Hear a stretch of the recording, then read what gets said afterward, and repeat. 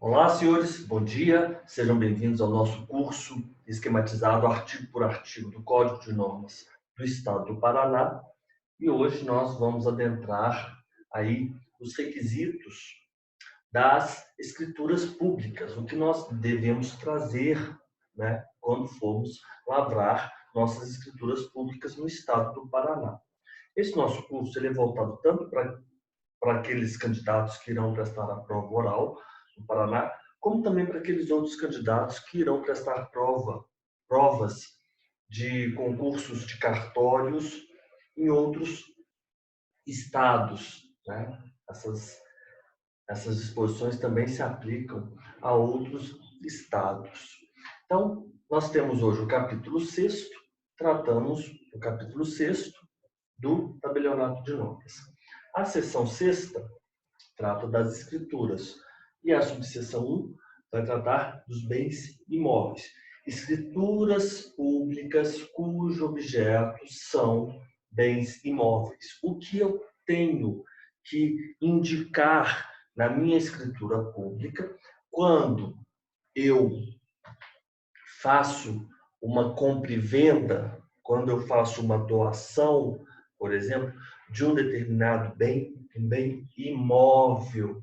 A escritura pública, ela formaliza uma vontade entre partes, entre sujeitos da relação jurídica. A escritura pública, ela tem esse condão de formalizar a declaração de vontade e ela terá um objeto.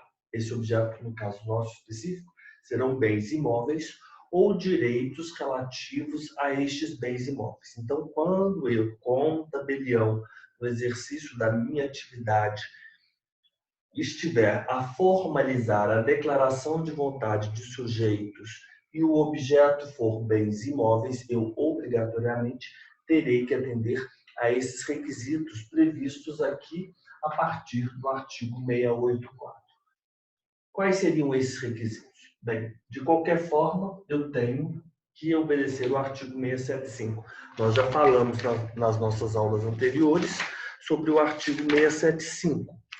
Todos aqueles elementos usados notariais para sua validade e solenidade, além dos requisitos do Código Civil e nas leis específicas, devem conter. E aí nós temos data do ato, com indicação do local, dia, mês e ano, o lugar onde foi lido e assinado, com endereço completo, se não se tratar da sede da serventia, etc.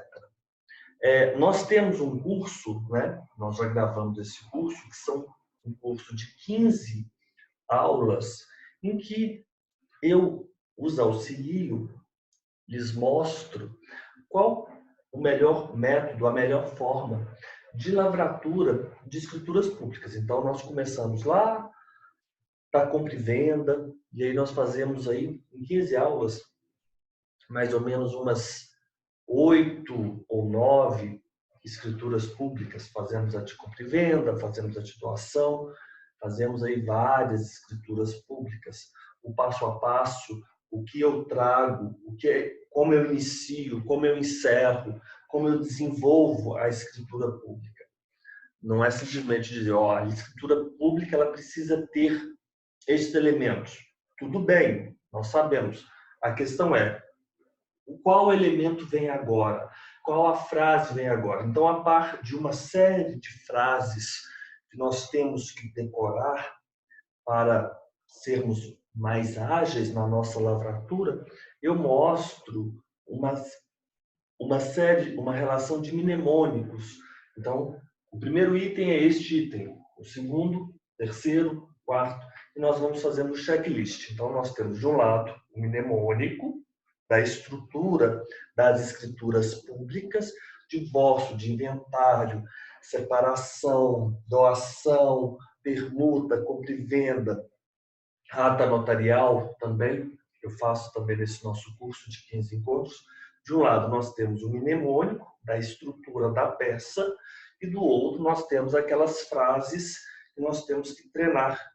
No nosso curso eu falo da datilografia, que nós vamos treinar aí as frases, saibam todos quando vir essa pública escritura, etc. Então, nós vamos ter, de um lado à esquerda, o mnemônico, E do lado direito, nós vamos ter as estruturas das frases que já estão prontas, né, que vão nos auxiliar, que vai permitir sermos mais ágeis na nossa prova discursiva. E, se temos por objeto, agora, temos que seguir essas regras previstas nos códigos de norma. Se temos por objeto um bem imóvel, como eu identifico esse bem imóvel? Eu tenho que trazer a qualificação, que eu chamo de qualificação objetiva, daquele bem imóvel. É isso que nós temos no inciso 1. Então, nós vamos pensar essas nossas aulas aqui, o nosso código de normas esquematizado, mas já lembrando-se daquelas outras aulas do nosso curso de 15 encontros, o curso de lavratura de escrituras públicas, porque isso será obedecido pelo tabelião de notas na lavratura do instrumento. Se ele for urbano, como eu devo caracterizá-lo? Como eu devo identificá-lo na minha escritura pública? Se os senhores se lembrarem da nossa aula, dos nossos encontros, nós temos no item 2 o pré-objeto, o objeto, o pós-objeto. Se lembram disso? No item 2, pré-objeto, o objeto, pós-objeto. O objeto é imóvel urbano. Como eu caracterizo? Se for urbano, eu devo obrigatoriamente indicar o número do lote. Então, vamos trazendo aqui todos os elementos. Do lado da rua, é o lado par? É o lado ímpar? Isso se tratar de um loteamento. Número do lote, do par, arruamento. Né? Arruamento. Ainda, área, número da quadra. Área, número da quadra. Número da quadra. Estou fazendo, estou trazendo, estou qualificando aquele objeto. Estou descrevendo as características, a precisa localização daquele objeto. Número da quadra. Localização, município. Localização, município.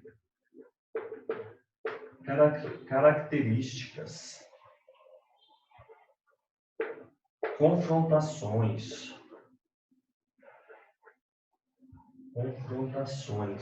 Características, confrontações. Distância métrica até a esquina. Distância métrica à esquina. Nós temos que fazer todas essas informações. Número predial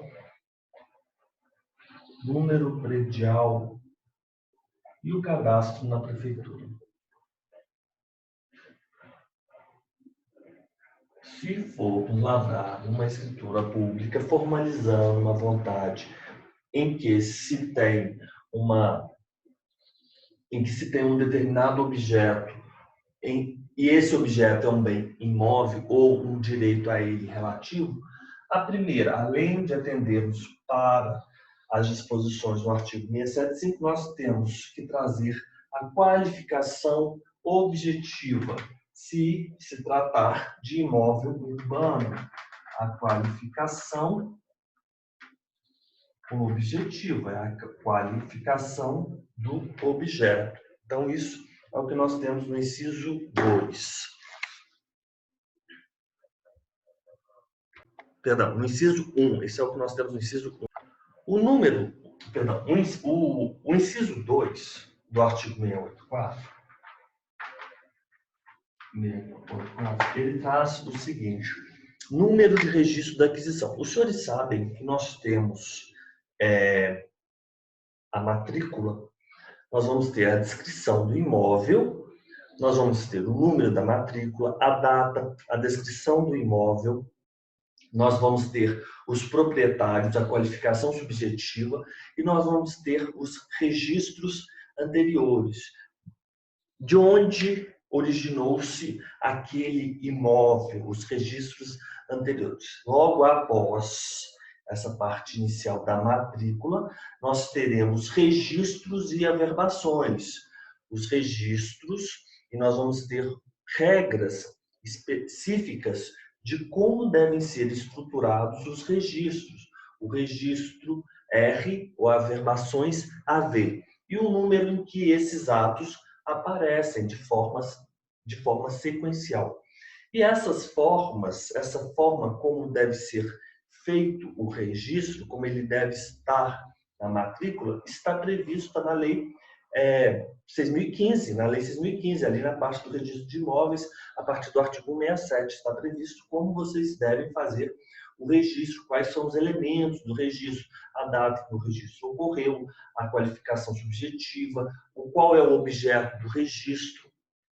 Nós temos todos ali, todos os elementos que nós devemos ter no registro. Quando eu for lavrar a minha escritura pública, lá no cartório, no tabelionato de notas, eu tenho que indicar que aquela pessoa hoje que se apresenta como B, vendedor, para ser comprador, ela foi a compradora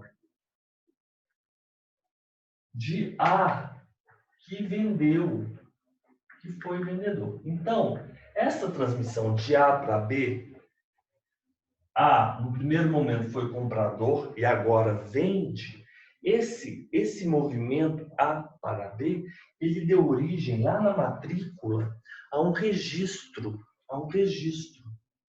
E ele vai originar, isso no registro de imóveis, e ele vai originar agora, nesse momento, após a lavratura da escritura pública, em outro registro, né? Se tudo correr bem, se a pessoa levar a escritura para o cartório, para o ofício do registro de imóveis, né? Vai ser um registro 2.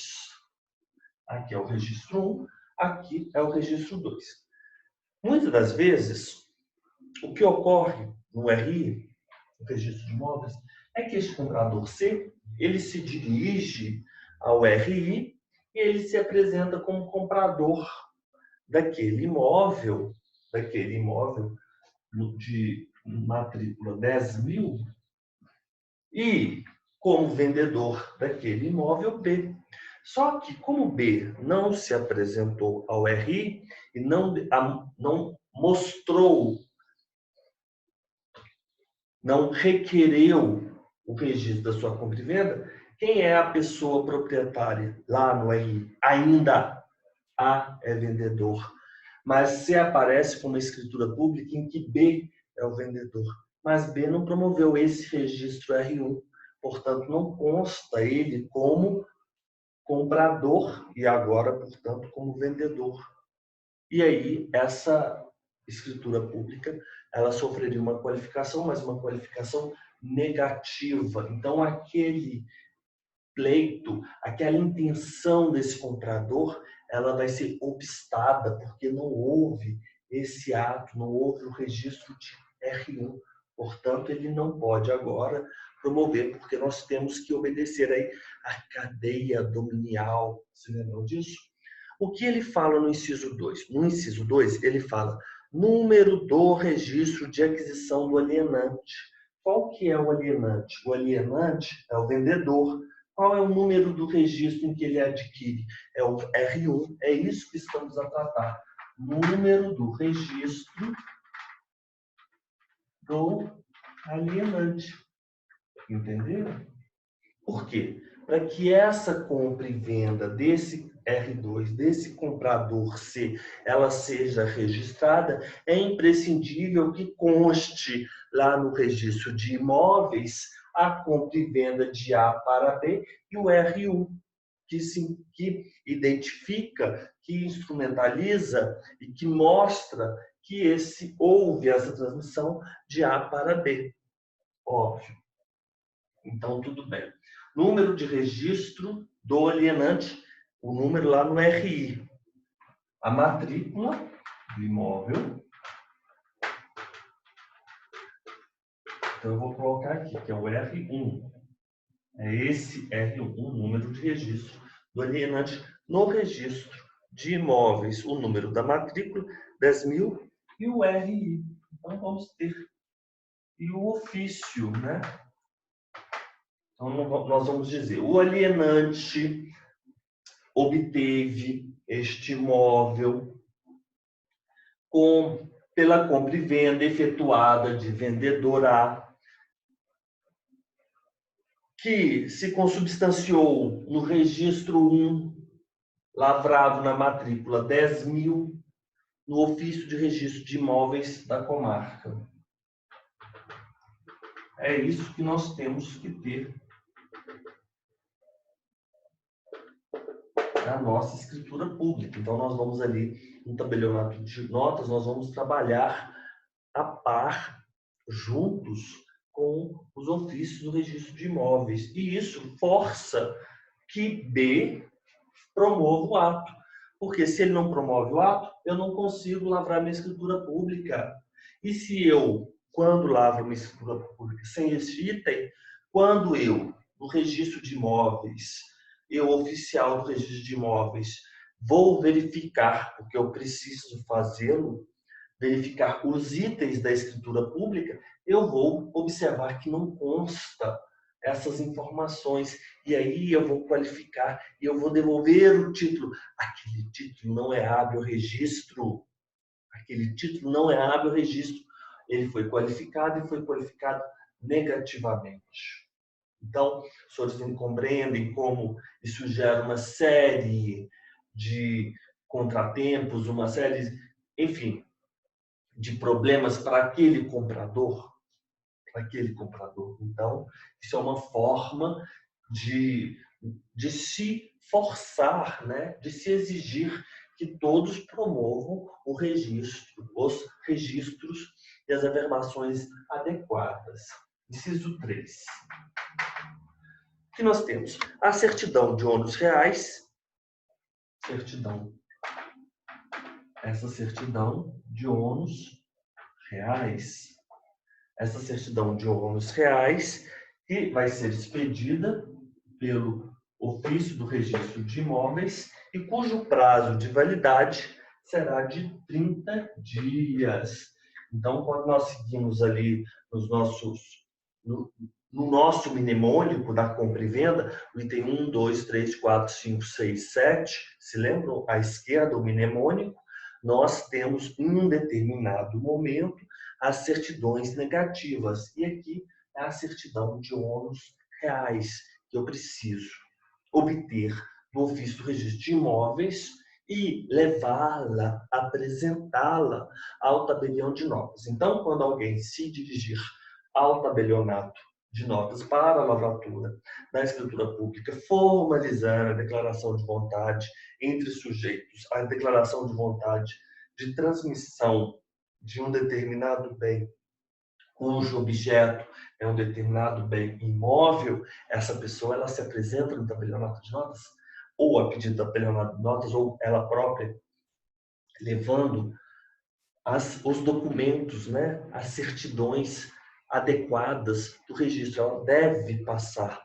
no ofício do registro de imóveis e obter aquela documentação, aqueles documentos, a certidão de ônus daquele imóvel. Vocês podem pedir as certidões dos imóveis. Então, antes de qualquer, saibam, os senhores vão negociar um imóvel, os senhores se dirijam ao registro de imóveis e os senhores vão obter e obtenham aquelas certidões, porque com aquele documento em mãos, vocês conseguem identificar que aquela pessoa é o proprietário, que se há ou não ônus sobre o imóvel,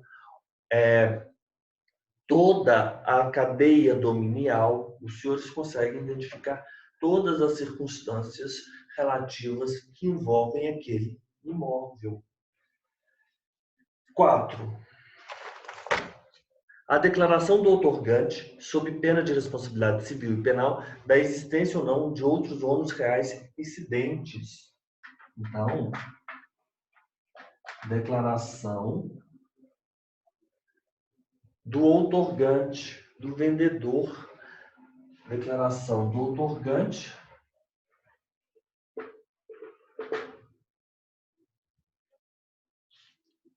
da existência ou não de outros ônus reais incidentes sobre o nome, incidência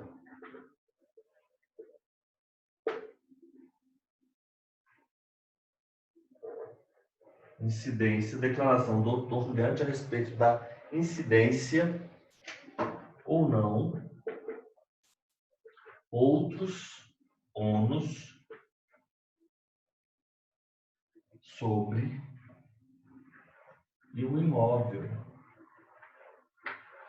Declaração do otorgante a respeito da incidência ou não sobre outros ônus, a respeito de outros ônus incidentes sobre o mesmo imóvel.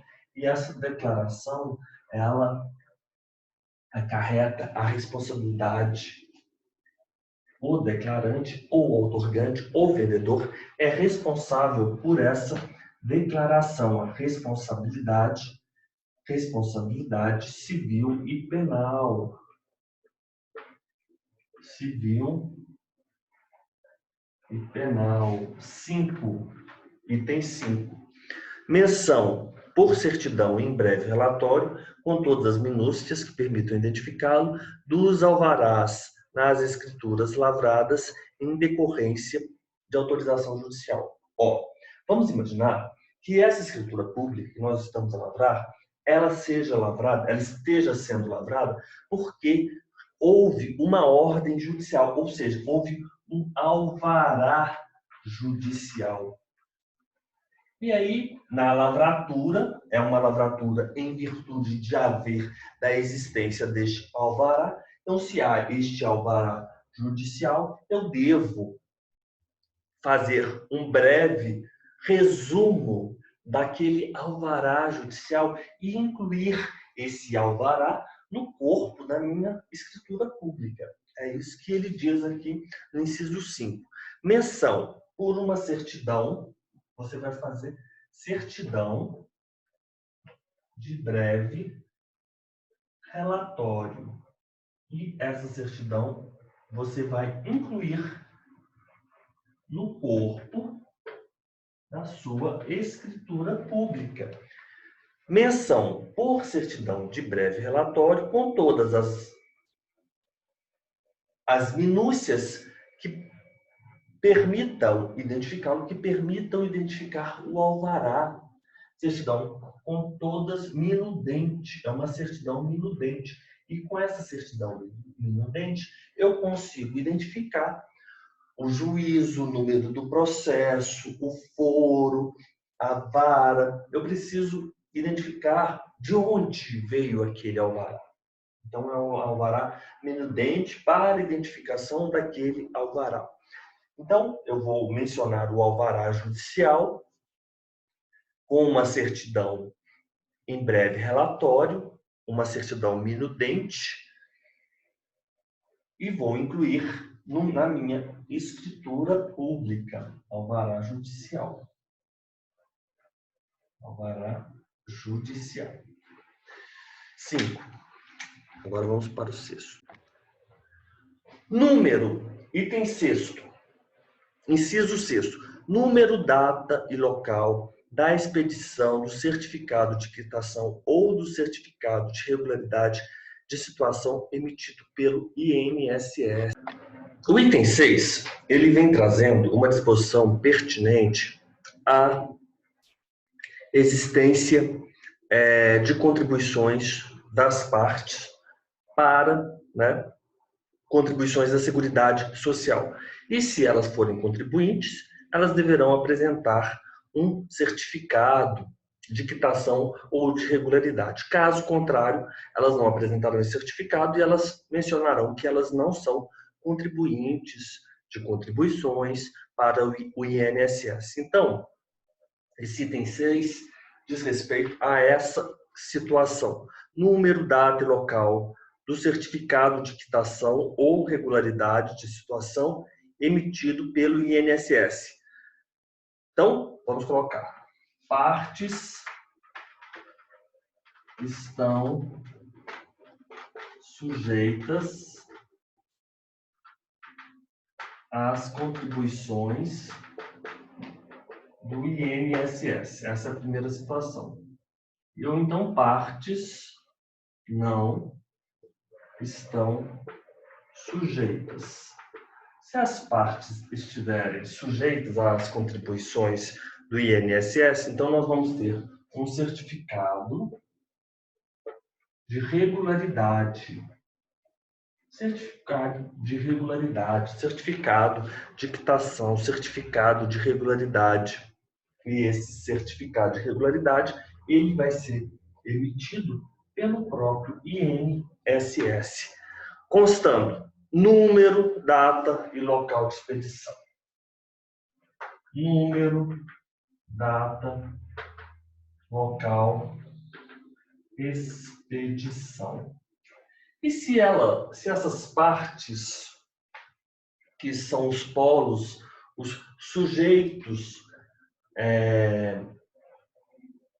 que insetam um negócio jurídico formalizado pela escritura pública, não estão sujeitas às contribuições do INSS.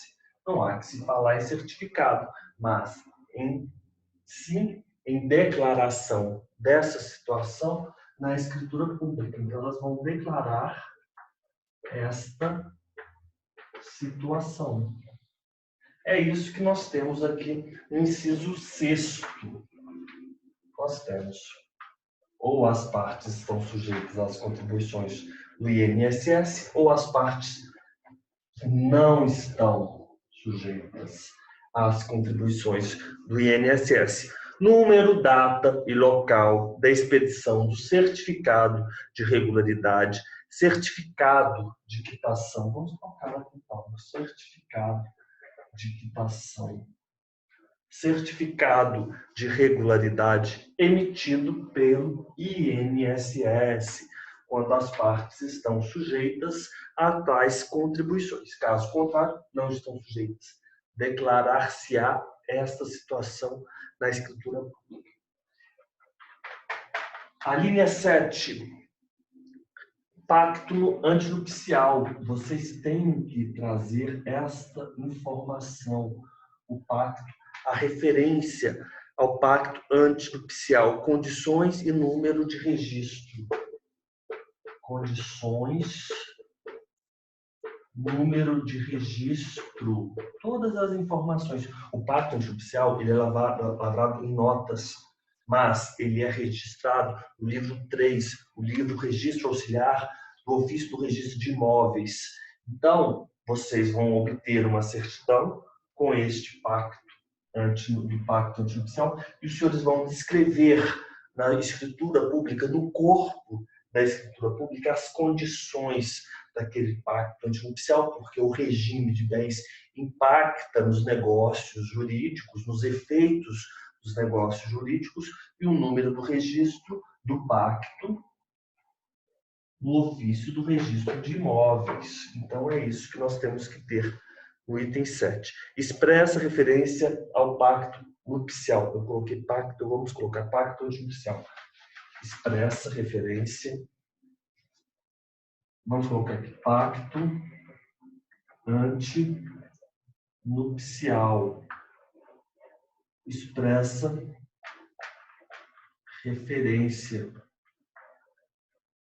Expressa referência ao pacto antinupcial, as condições, o que está estatuído, o que se define, quais regras são definidas pelo pacto antinupcial e o número do registro do pacto na circunscrição imobiliária. 8º,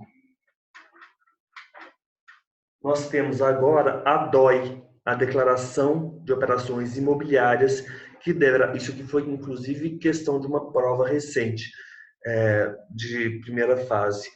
Deverá ser encaminhada à Receita Federal, se não me engano, acho que foi Santa Catarina, até o último dia útil do mês subsequente ao da lavratura do documento, independentemente do valor da operação, sendo obrigatória a assinatura digital da DOI mediante a utilização do certificado digital.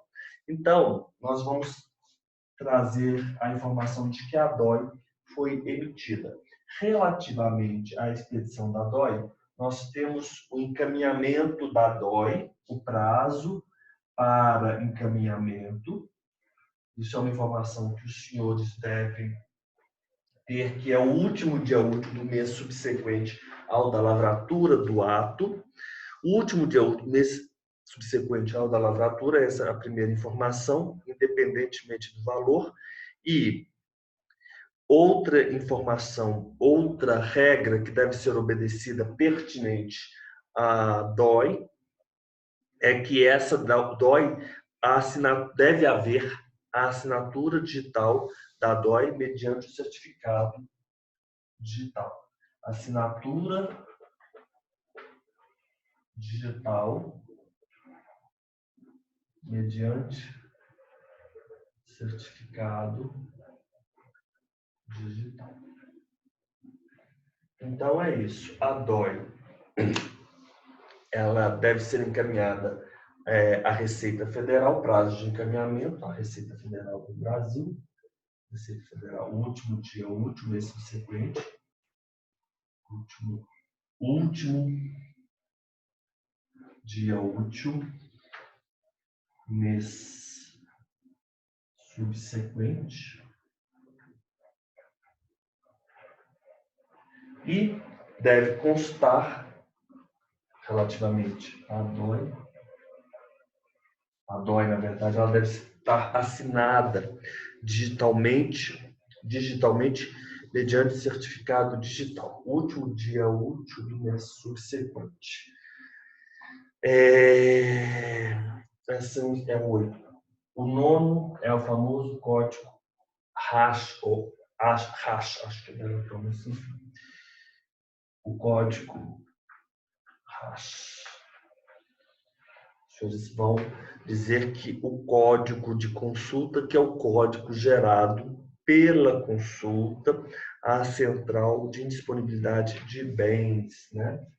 Então, o código gerado, o código hash, gerado pela consulta, o código de consulta, que é o código hash, gerado pela central de indisponibilidade de bens, em nome das partes envolvidas no ato. Então, os senhores vão verificar se aquelas partes perante a central, elas podem realizar este ato, elas podem, ou há alguma indisponibilidade, ou elas são proibidas de realizar esse negócio translativo.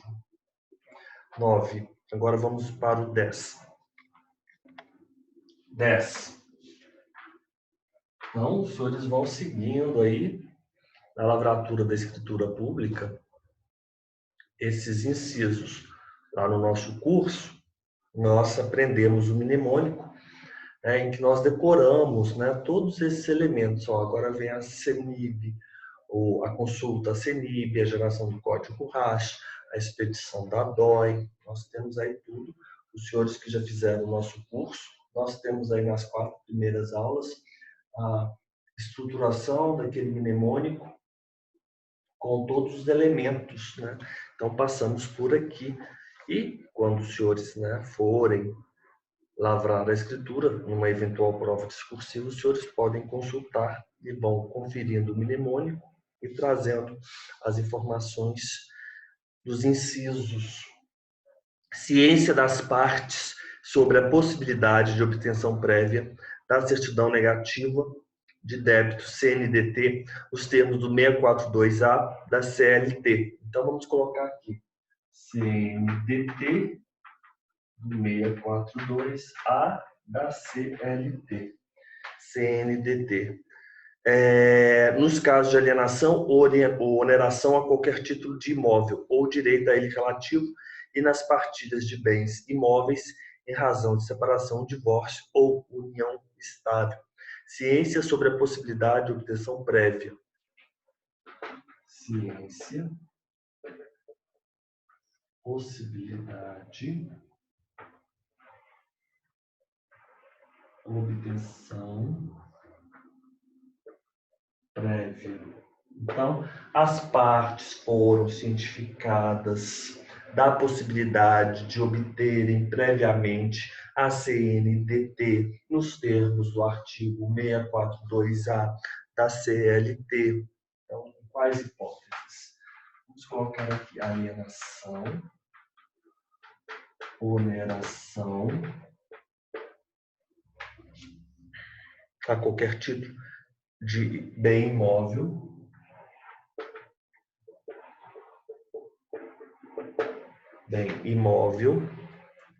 ou direito a ele relativo, ou direito relativo a bem imóvel. E nas partilhas de imóveis, são essas as circunstâncias. Partilha de imóveis decorrentes de separação, divórcio, união estável. Separação, divórcio, união estável. Separação, divórcio, união estável. CNDT, certidão negativa de débitos trabalhistas. As partes foram cientificadas da possibilidade de obterem a certidão negativa de débitos trabalhistas. Em quais circunstâncias? Quando estivermos a tratar de alienação ou oneração de bem imóvel ou direito, ou quando se tratar de partilha de imóveis, na hipótese de separação, divórcio e união estável. Vamos agora para os parágrafos. O parágrafo primeiro. O que diz o parágrafo primeiro? Sob pena de responsabilidade, os notários não lavrarão escrituras relativas a imóveis de propriedade da União ou que contenham, ainda que parcialmente, a área de domínio da União. Então, vamos colocar aqui imóveis, União. Ou então, imóveis, ou então que contenham, ainda que parcialmente, a área de seu domínio. Imóveis com domínio parcial da União. É vedado a lavratura de escrituras públicas. Vedada lavratura de escrituras públicas sem o atendimento das normas estabelecidas. Vamos colocar aqui. Vedada lavratura pública sem atendimento às normas do Decreto-Lei 95760 de 88. Este é um deles. E a Lei 9636. Lei 9636 de 98, 10 anos após. É possível a lavratura de escrituras públicas cujo objeto sejam imóveis da União ou imóveis com domínio parcial da União? Sim, é possível. Mas o que deve ser atendido? As regras previstas tanto no Decreto-Lei 95760 de 88, os artigos 3º, 5º e 6º, 3º, 5º e 6º, e as regras previstas na Lei 9636. Sob pena de responsabilidade, os notários não lavrarão escrituras relativas a imóveis de propriedade da União ou que contenham, ainda que parcialmente, área de seu domínio, imóveis que com a área de seu domínio ou que contenham área de domínio, imóveis com a área de domínio parcial, com a área de domínio da União, imóveis com a área de domínio da União, sem atentar, vedada a lavratura de escritura pública. É possível? É possível. Vedada lavratura de escritura pública sem atendimento às normas do Decreto 95760 de 88 e a Lei 963. Então, vamos dar uma olhada aqui. Vou abrir aqui. O Decreto-Lei 955760 760. Vamos lá para os artigos. Esse decreto 95760, vamos compartilhar aqui para lermos juntos.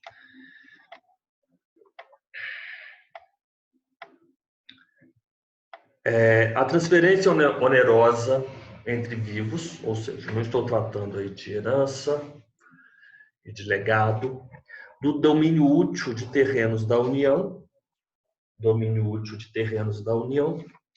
Se os senhores abrirem o Código Civil aí,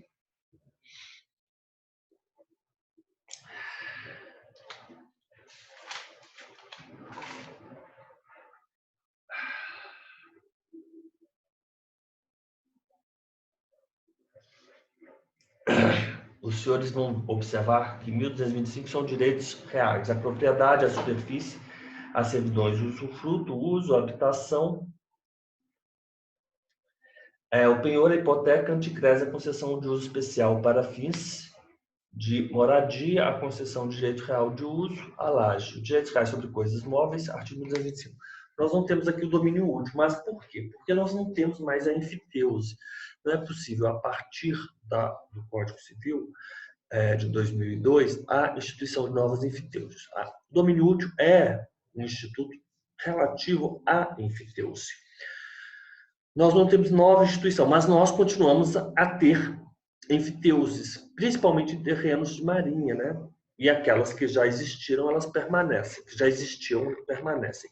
A transferência onerosa entre vivos de domínio útil de terreno da União, aforamento, domínio útil de terreno da União, ou de direitos sobre benfeitorias nele construídas, e a cessão desses direitos regem-se pelo disposto neste decreto.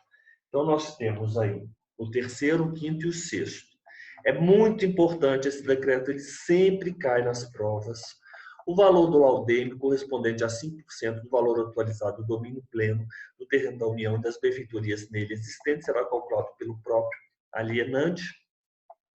O requerimento de transferência, a Secretaria, a SPU, que é a Secretaria do Patrimônio da União, ela fará a revisão do cálculo do laudêmio e, se apurada a diferença, procederá da seguinte forma: e, mediante solicitação verbal, as delegacias do SPU, Secretaria, né, do Patrimônio da União, fornecerão ao foreiro ou ao ocupante cópias autenticadas dos contratos de aforamento extraídas dos livros de contratos enfitêuticos, suas eventuais averbações ou termos de transferência, ou dos documentos de inscrição da ocupação extraídos dos livros, fichas de inscrição, etc., de acordo com o sistema adotado na própria delegacia. Vamos lá dar uma olhada na lei. Vamos aqui. Então, vocês devem obedecer essas regras, né? Quando estivermos a tratar de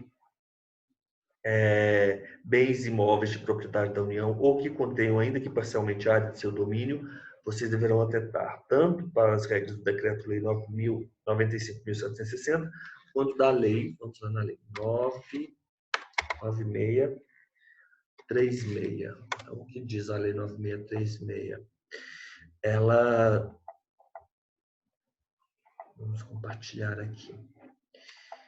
Share. Expõe sobre a regularização, administração, aforamento e alienação de bens imóveis da União, do domínio da União, altera dispositivos dos decretos-leis 9.760, não é esse, de 46 e 2398 de 87. Aí nós temos aqui que o artigo 1º é o Poder Executivo autorizado por intermédio da Secretaria de Coordenação e Governança do Patrimônio da União, da Secretaria Especial de Desestatização, Desinvestimento e Mercados do Ministério da Economia, executar ações de identificação, de demarcação, de cadastramento, de registro e de fiscalização dos bens imóveis da União e a regularizar as ocupações desses imóveis, inclusive de assentamentos informais de baixa renda, e poderá, para tanto, firmar convênios com os estados, DF, municípios em cujos territórios se localizem observados os procedimentos licitatórios previstos em lei, celebrar contratos com iniciativa privada. Aí nós temos aí várias alterações, inclusive em 2019. Né? Então, Vamos obedecer a essas regras do parágrafo 1º. Parágrafo 2º. O recolhimento do imposto de transmissão, causa-mortes e doação deve ser antecedente à lavratura da escritura, sendo obrigatória a transcrição resumida da respectiva guia de recolhimento do imposto sobre a doação. Então, se tivermos esse negócio, nosso translativo é uma doação, nós vamos, então, que, obrigatoriamente, exigir nós, como tabeliães, exigir o recolhimento do imposto, transmissão, causa-morte ou doações, ou se for um inventário extrajudicial, o recolhimento deve ser antecedente à lavratura,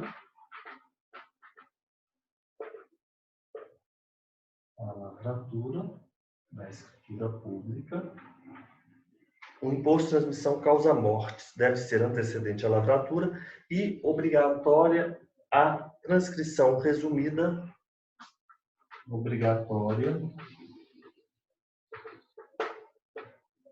transcrição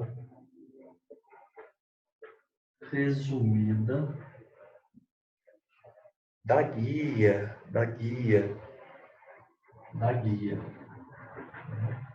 Então, é isso que nós temos aqui no parágrafo 2º. O que diz o parágrafo 3º, por sua vez? Parágrafo 3º. É vedado o uso de instrumento particular de mandato ou subestabelecimento para a lavratura de atos constitutivos ou translativos de direitos reais sobre imóveis, salvo se outorgados em favor de entidades bancárias, quando intervierem como anuentes ou credores hipotecários. Então, é isso que nós temos aqui. Instrumento particular de mandato ou subestabelecimento. Vamos lá. Instrumento particular, mandato, subestabelecimento. É vedado o uso de instrumento particular de mandato ou subestabelecimento, vedado. Quando estivermos a lavrar, quando for referente à lavratura de atos constitutivos ou translativos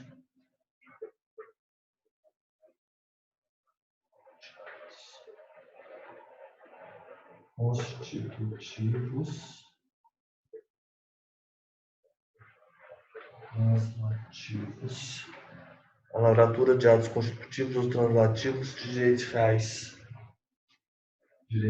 reais sobre imóveis. Eu não posso me utilizar de um instrumento particular de mandado, ele fala mandato, de mandato. Mandado é o juiz, Mandato. O instrumento particular de mandato ou subestabelecimento, para a lavratura de atos constitutivos ou translativos de direitos reais de imóveis, salvo exceção. Se estes instrumentos particulares, exceção, tiverem sido outorgados em favor de entidades, salvo se outorgados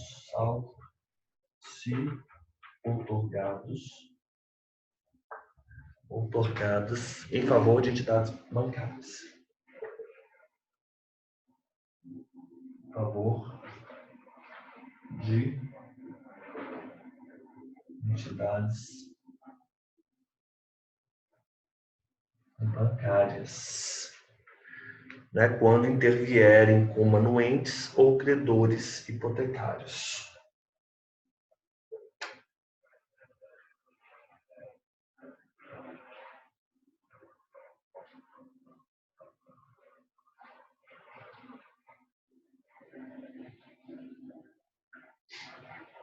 Então, eu não posso me utilizar de instrumento particular, de mandato ou de subestabelecimento para a lavratura de atos constitutivos ou translativos de direitos reais sobre imóveis. A exceção é se tiverem sido outorgados estes mandato ou subestabelecimento em favor de entidades bancárias quando elas intervierem como anuentes ou como credores hipotecários. Identificação das partes. Quando, na lavratura da escritura pública, é imprescindível identificar as partes pelos nomes corretos. Então, vamos sempre identificar as partes pelos nomes corretos. Não se admite referências dúbias. Exemplo, também conhecido como, que também assina, ou referências que não coincidam com as que constam no registro imobiliário. Então, nomes corretos, vamos colocar aqui, vedação,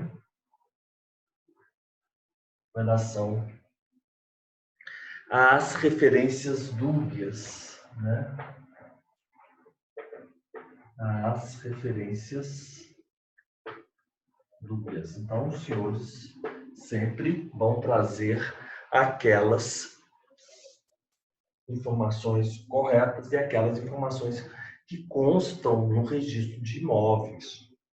Parágrafo 5º. Aquelas coincidentes, vedar aquelas que não são coincidentes com as que constam dos registros imobiliários anteriores. O parágrafo 5º vai dizer respeito a uma certidão. Qual certidão?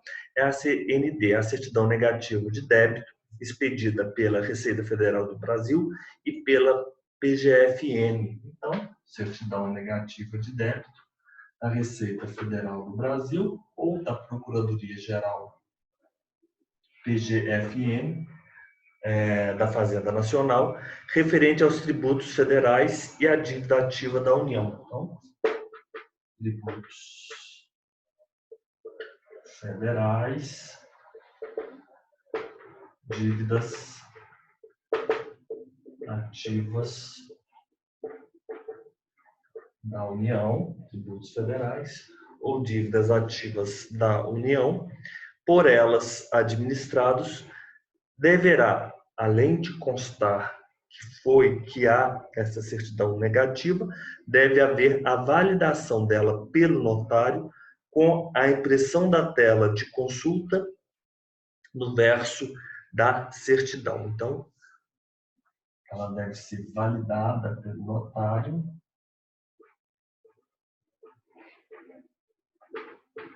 e a consulta deve haver a impressão da tela de consulta.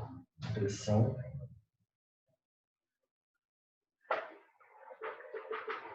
da tela de consulta. Então, ela vai ser validada e vocês vão imprimir essa tela que corresponde com a impressão da tela de consulta no verso da certidão. Impressão da tela de consulta no verso da própria certidão. Então, os senhores vão receber a certidão negativa de débito, vai ter um código, os senhores vão acessar o site, os senhores vão digitar o código e os senhores vão validar aquela certidão negativa e essa validação os senhores devem imprimi-la no verso da própria certidão, né? A certidão negativa de débito, expedida pela Secretaria da Receita Federal do Brasil, Secretaria da Receita Federal do Brasil e pela PGFN, referente aos tributos federais administrados e à dívida ativa da União, a dívida ativa da União, ela deve ser validada pelo notário com a impressão da tela de consulta no verso da certidão apresentada. O que diz o parágrafo 6º? O parágrafo 6º ele diz que cabe ao notário e não ao contribuinte essas providências. Então, é o notário que deve fazer. Ela diz, mais uma vez, ela enfatiza na verdade, o código não enfatiza. Notário é ele quem deve proceder. Eu não posso simplesmente pedir a certidão negativa de débito com o verso, já com o verso com a validação imprimida no verso. Eu tenho que verificar. Notário deve proceder, ele deve adotar as providências determinadas. Deve adotar tais providências. Notário, ele adotará tais providências. Sétimo, as certidões negativas de débito obtidas em outras unidades deverão ser confirmadas pela serventia, adotando-se o mesmo procedimento do parágrafo 5º. Posso até colocar aqui, parágrafo 7º. CND obtidas em outras unidades. Obtidas em outras unidades. Aí vocês adotarão a mesma, deverão ser confirmadas da mesma forma, confirmadas nos moldes do parágrafo 5º. Confirmadas nos moldes do parágrafo 5º. Então é isso que nós temos aqui no parágrafo 7º. Parágrafo 8º. Cópia da CND validada deve ser arquivada em pasta própria. Então, vamos colocar aqui. Eu vou ter a CND, vou ter uma cópia da CND validada. Essa cópia será arquivada. Ela será arquivada. Arquivada, pasta própria. Em pasta própria. Arquivada em pasta própria. Com folhas numeradas e rubricadas. Folhas numeradas, rubricadas. Folhas numeradas e rubricadas. E com a anotação do ato, livro e folhas em que foi utilizadas.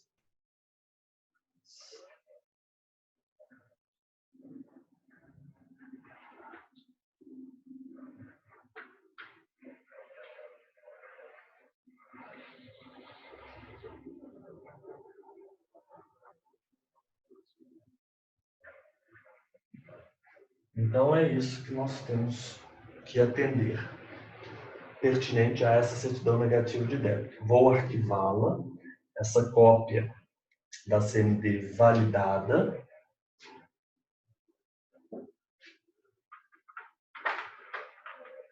Ela será arquivada numa pasta própria. Então eu tenho que no meu cartório, no meu tabelionato, eu tenho uma pasta própria onde eu arquivo essa cópia, vai ser objeto de correção, com as folhas numeradas e rubricadas e anotação em qual livro, em qual ato, em quais folhas eu me utilizei daquela certidão. Parágrafo 9º. A empresa que explora exclusivamente a atividade de compra e venda de imóveis, locação, desmembramento ou loteamento de terrenos, incorporação imobiliária ou construção de imóveis destinados à venda, fica dispensada da apresentação de CND na transação imobiliária decorrente de sua atividade econômica, correto? O lançamento contábil do imóvel objeto da transação deverá constar do ativo circulante, fato que será declarado sob as penas da lei e constará do título e respectivo registro. Então, isso aqui é uma regra que deve ser atendida também pelos oficiais do registro de imóveis. Então, vamos lá, uma empresa ela explora atividade de compra e venda de imóveis,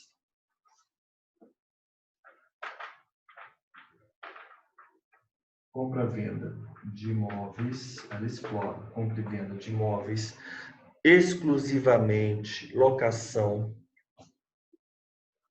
locação, desmembramento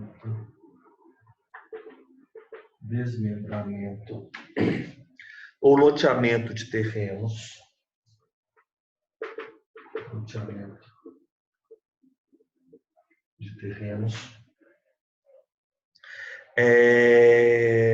incorporação imobiliária ou construção de imóveis, incorporação imobiliária,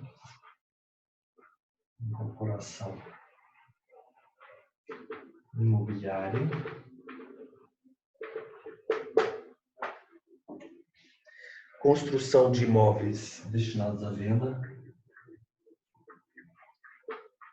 imóveis para venda. Fica dispensada da apresentação de CND na transação imobiliária decorrente da atividade econômica referente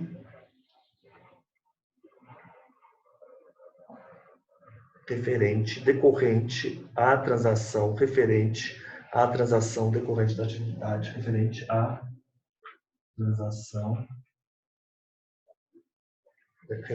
transação imobiliária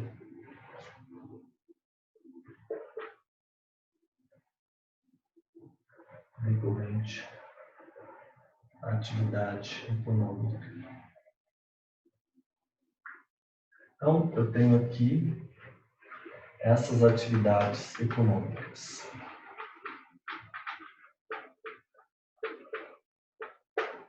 Quais são essas atividades econômicas? Compra e venda de imóveis, locação, desmembramento e loteamento de terrenos, incorporação imobiliária, construção de imóveis para venda. A empresa cuja atividade econômica seja a exploração exclusiva dessas atividades de compra e venda, locação, desmembramento e loteamento de terrenos, ela não está obrigada a emitir, dispensa-se a emissão de CND, certidão negativa, referente à transação imobiliária decorrente dessa atividade econômica, é isso que está falando. Mas o lançamento contábil do imóvel objeto da transação deverá constar do ativo circulante, imóvel, no ativo circulante, a transação contábil. O lançamento contábil do imóvel objeto da transação deve constar do ativo circulante, fato que será declarado sob as penas da lei e constará do título e respectivo registro. O imóvel não é um ativo permanente. Então, esse fato ele será declarado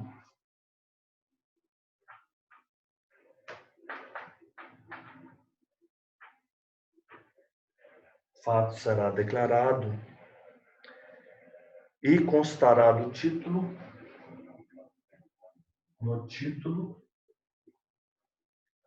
no registro. Os senhores, quando forem lavrar uma escritura pública e um dos intervenientes for uma empresa que tenha por atividade precípua que explore exclusivamente a compra e venda de imóveis, a locação, desmembramento, loteamento de terrenos, a incorporação imobiliária, construção de imóveis para venda, quando tiver por objeto aquela escritura pública uma dessas atividades, dispensa-se a CND.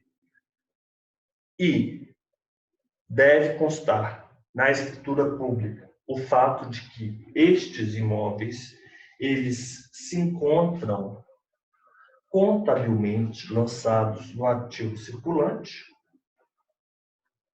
nos livros contábeis daquela empresa. Se os senhores não sabem, eu também tenho formação em ciências contábeis. Eu sou graduado em ciências contábeis.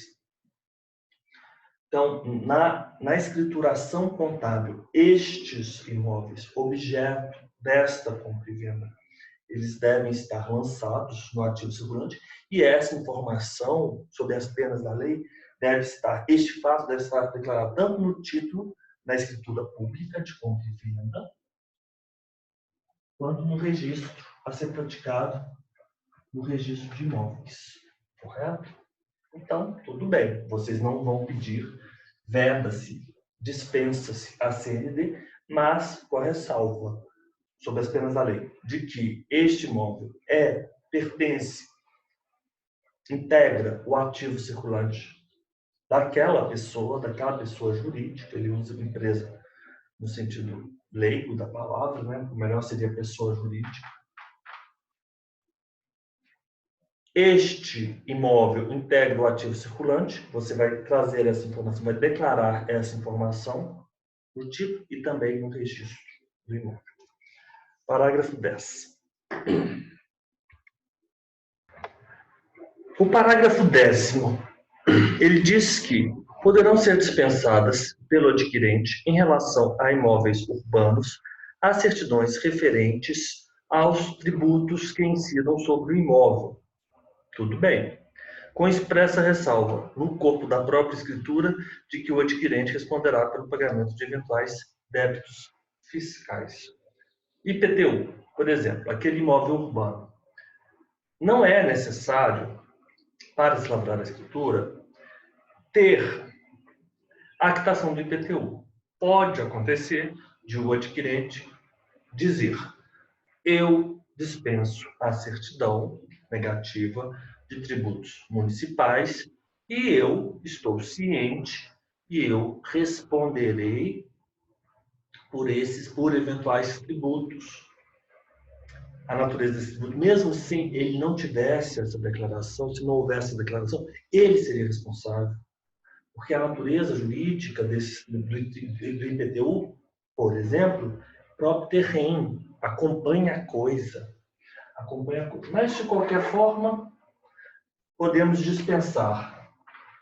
Ele trata, então, da dispensa da certidão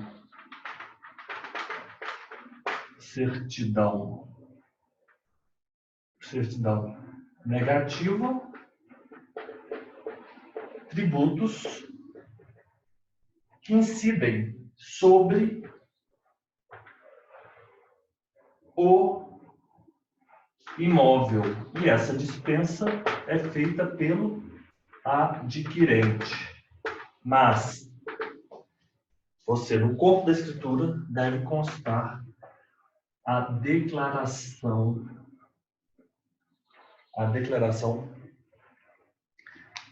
que o adquirente, do adquirente, de que responderá pelos eventuais débitos fiscais. De que responderá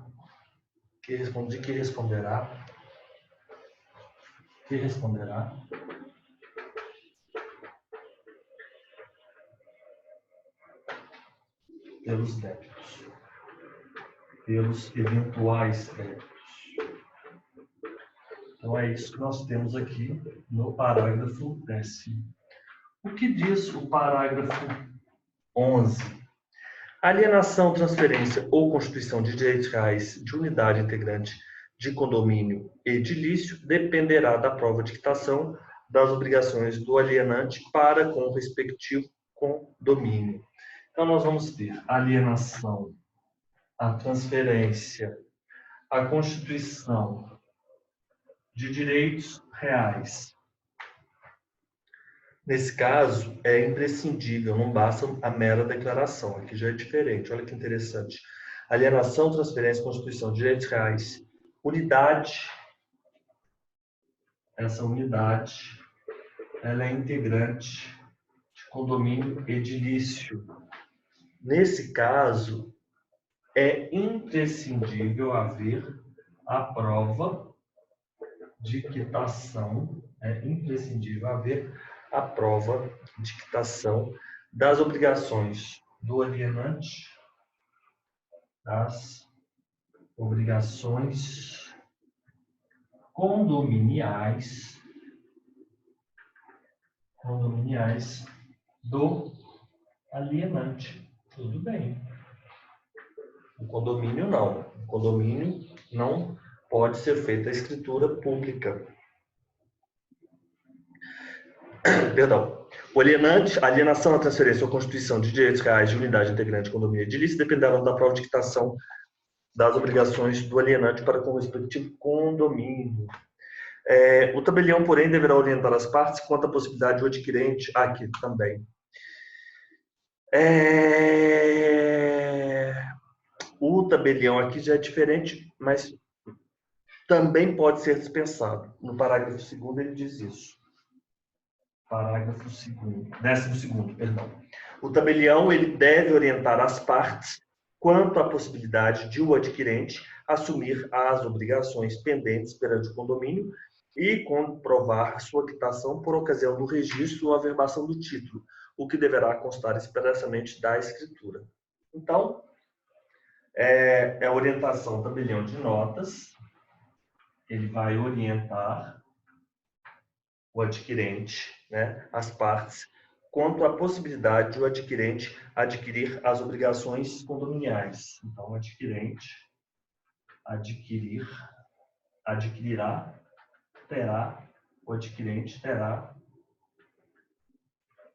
adquirente terá, adquirirá as obrigações condominiais. Ele adquirirá as obrigações perante o condomínio. E ele comprova a quitação, comprovar a quitação por ocasião do registro ou averbação do título. Registro ou averbação do título. Registro ou averbação do título. E essa declaração expressa deve estar no corpo da escritura. Declaração na escritura pública.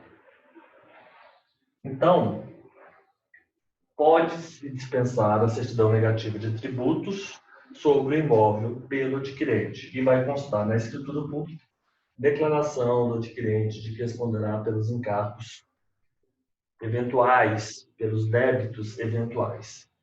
Na hipótese de alienação, transferência ou constituição de direitos reais de unidade de condomínio edilício, deve haver a prova de quitação das obrigações condominiais pelo alienante. Ou então, da mesma forma que nós temos aqui, deve haver a declaração na escritura pública de que o tabelião orientou o adquirente de que ele adquirirá, é dispensado as certidões negativas de prova de quitação das obrigações condominiais, mas ele, adquirente, adquirirá as obrigações condominiais e ele deve comprovar a quitação dessas obrigações condominiais quanto do registro ou quanto da averbação.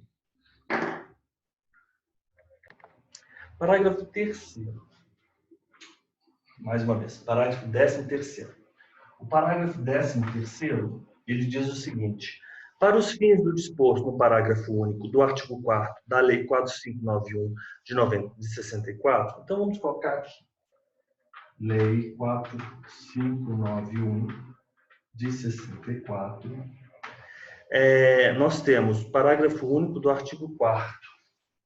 Temos o artigo 4º, parágrafo único.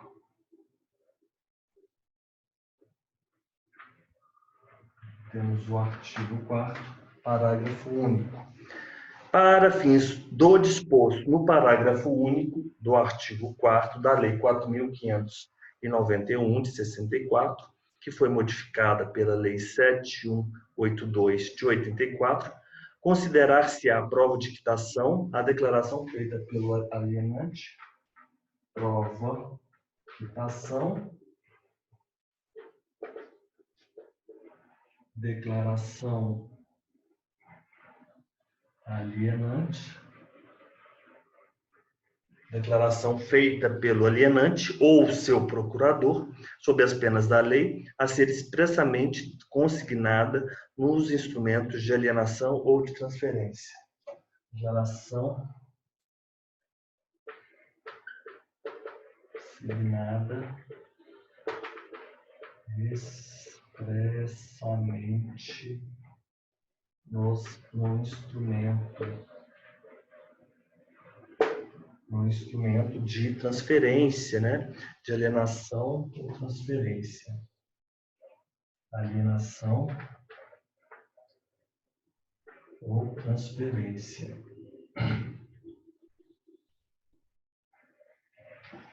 Então, vamos dar uma olhada lá na Lei 4.591. Então, vamos abrir aqui a Lei 4.591. Essa lei dispõe sobre o condomínio em edificações e as incorporações imobiliárias.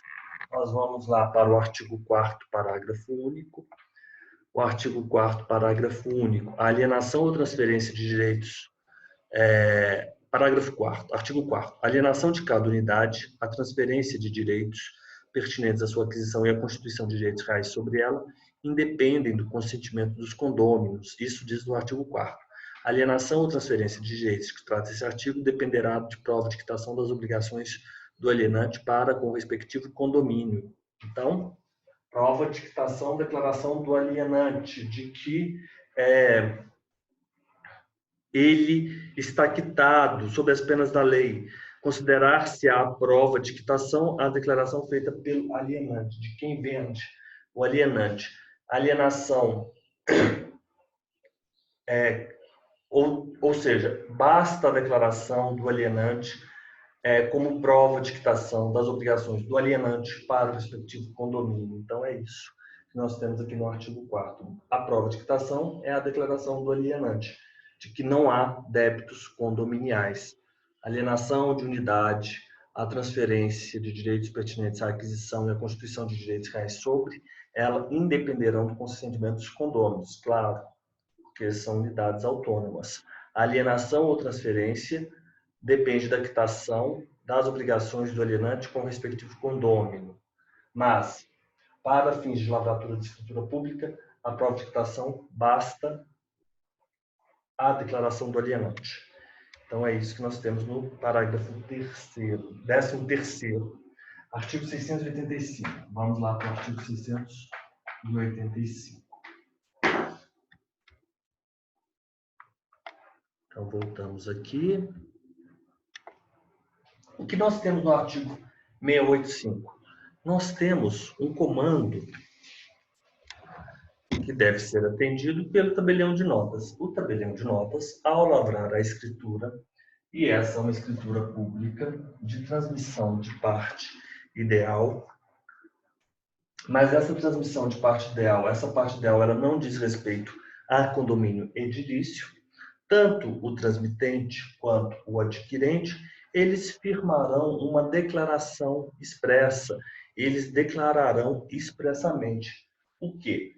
Que a copropriedade não se destinará à formação de núcleo habitacional em desacordo tanto com a Lei 6766, que é a Lei do Parcelamento do Solo, o Decreto 58 de 37 ou as leis municipais. E essa declaração ela vai ser firmada sob as penas, né? Assumindo eles a responsabilidade civil e penal por esta declaração. Então, é isso. Na lavratura da escritura pública de transmissão de parte ideal, mas parte ideal que não se constitui, que não se destina, parte ideal que não diz respeito, que não é referente a condomínio edilício, não referente a condomínio edilício. Deixa eu dizer de uma forma melhor. Não referente a condomínio edilício. E qual é o parágrafo único? Bem, o parágrafo único ele vem dizer o seguinte, que o notário ele sempre com o propósito de evitar expedientes ou artifícios que visem afastar a aplicação da 6766, ele cuidará de examinar com um prudente critério, baseado em elementos de ordem objetiva, especialmente na quantidade de lotes parcelados, a possibilidade de burla à lei. Então, o notário, ele observará expedientes que visem a burla. Aí nós caímos, mas voltamos, ainda bem. O notário, ele vai observar, sempre com prudente critério, com base na experiência, e também elementos de ordem objetiva, sempre considerando, por exemplo, a quantidade de lotes parcelados, há possibilidade de burla à lei. Observará burla à lei. Então, o notário ele vai observar se está havendo burla a 6766. E se houver dúvida, pairando dúvida, ele encaminhará, então, o caso para o juiz corregedor do foro extrajudicial. Então, é isso que nós temos no artigo 685. Ao se lavrar uma escritura pública, e essa escritura tenha por objeto a transmissão de parte ideal que não é referente a condomínio edilício, o transmitente e o adquirente devem declarar, ou seja, farão uma declaração expressa sob a responsabilidade civil e penal de que a copropriedade não se destinará à formação de núcleo habitacional em desacordo a 6766, Decreto-Lei 5837 e as leis municipais.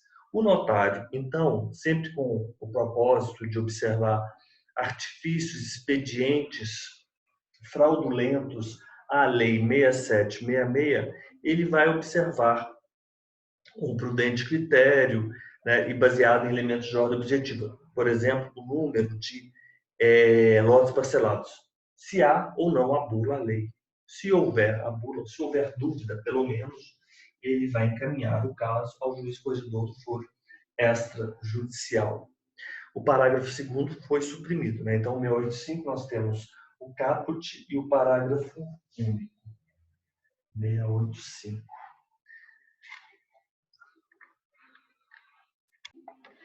Os senhores se lembram no início da aula que eu fiz um esquema do quadro que A transmitia para B, por sua vez, transmitia para C. Então, nesse primeiro negócio jurídico, nós teríamos uma compra e venda de A a B, e aqui nós teríamos uma compra e venda de B para A. Isso ensejaria na matrícula 10.000, se lembram da matrícula 10.000? Um registro 1, da compra e venda de A para B, em que A é o alienante, B é o adquirente, e um registro 2, em que B é o alienante e C é o adquirente. O que nós temos aqui no 686 diz respeito a esse caso, a esse exemplo. Para a preservação do princípio da continuidade,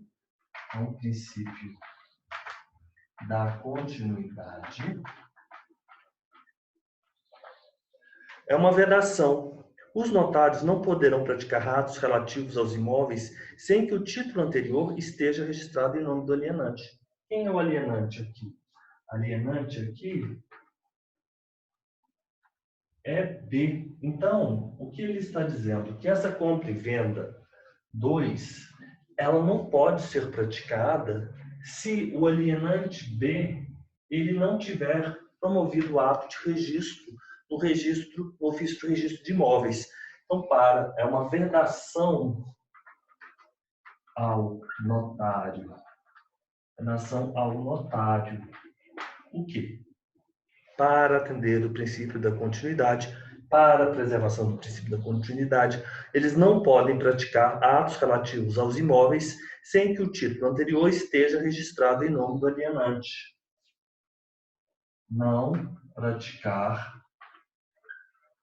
Ele não pode praticar atos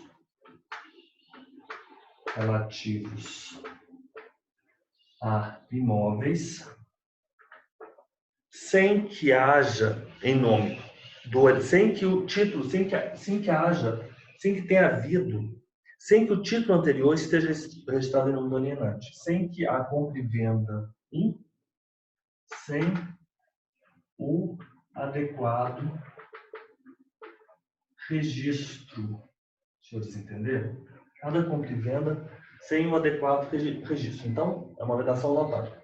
Ele não pode praticar atos relativos ao imóvel de matrícula 10.000, não pode praticar a compra e venda 2, se não tiver havido um registro 1, aquele ato que demonstra que o imóvel foi transferido de A para B, né? Então, ele não pode praticar sem que o título anterior esteja registrado, sem o adequado registro do título anterior. Simples assim. Então, porque vocês vão ter em mãos aquela certidão de inteiro teor, a certidão de ônus, a certidão de ações do registro de imóveis. Se lembram que os senhores terão que exigir essa certidão das partes quando a lavratura da escritura pública? Então, para a preservação do princípio da continuidade, os notários eles não podem praticar, não irão praticar atos relativos a imóveis sem que o título anterior esteja registrado em nome do alienante, a não ser exceção. A não ser, qual a exceção? Quando ele poderá praticar? Se o interessado ele conhece a exceção, o interessado, ele conhece a circunstância,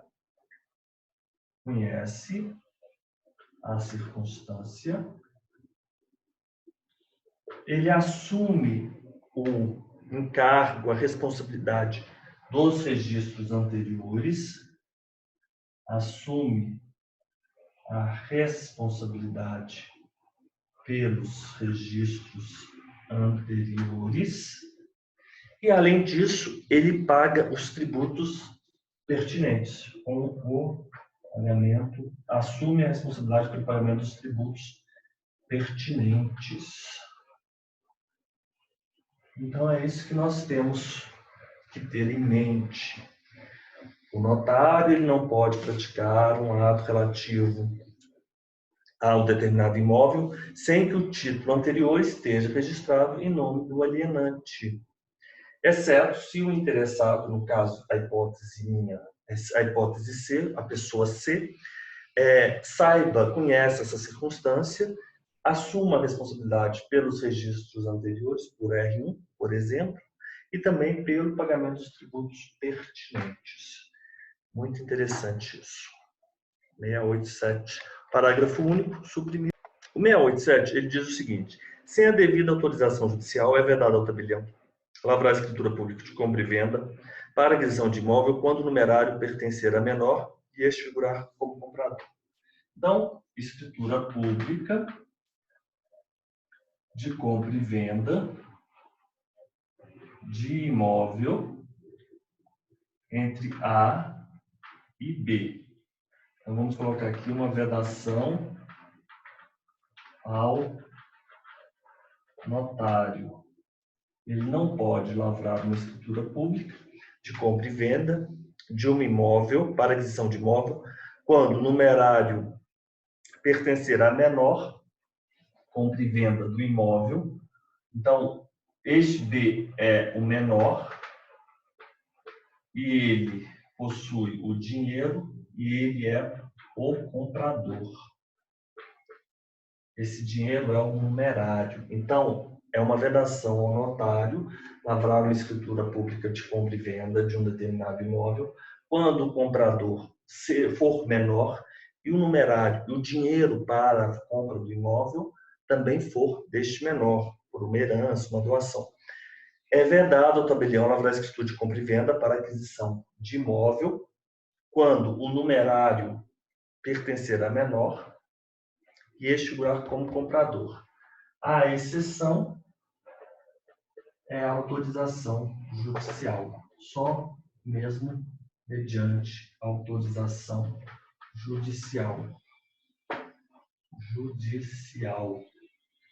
Então, nós encerramos essa primeira subseção com esse artigo 687, sem a devida autorização judicial, é vedado ao notário lavrar a escritura pública de compra e venda de imóvel em que o comprador seja menor e também ele seja o detentor do numerário, ou seja, o numerário pertencer a ele. Então, nós temos encerramos aqui, com esse artigo 687, a subseção 1, que vai tratar dos bens imóveis. Então, Muito obrigado e já vamos para a nossa próxima aula, em que vamos tratar da subseção 02, imóveis rurais.